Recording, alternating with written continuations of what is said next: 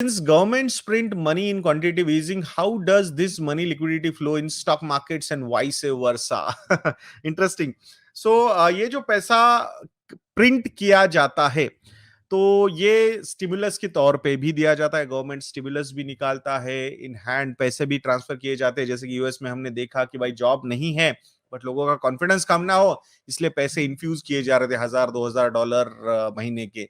तो इस तरीके से वो पैसा मार्केट में आता है।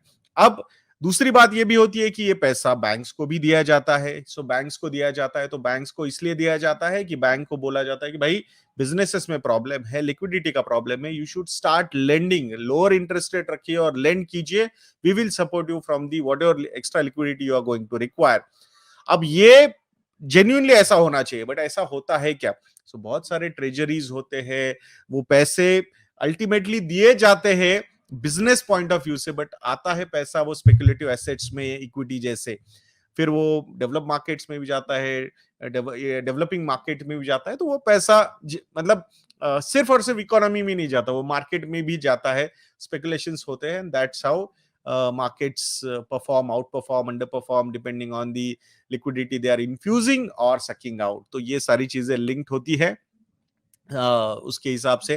तो अभी जैसे अब तक क्वांटिटेटिव ईजिंग चल रही थी, अब ये क्वांटिटेटिव ईजिंग जो हुई है उसको टेपर करने की प्लानिंग चल रही है, तो मतलब पैसा सकआउट करने की बातें चल रही है। तो पैसा सकआउट हो जाएगा तो ऑटोमेटिकली पैसा वापस बुलाया जा रहा है, तो जहां जहां इन्वेस्टमेंट किए गए थे वहां से वो पैसा वापस आ सकता है, and that's what the markets are fearing.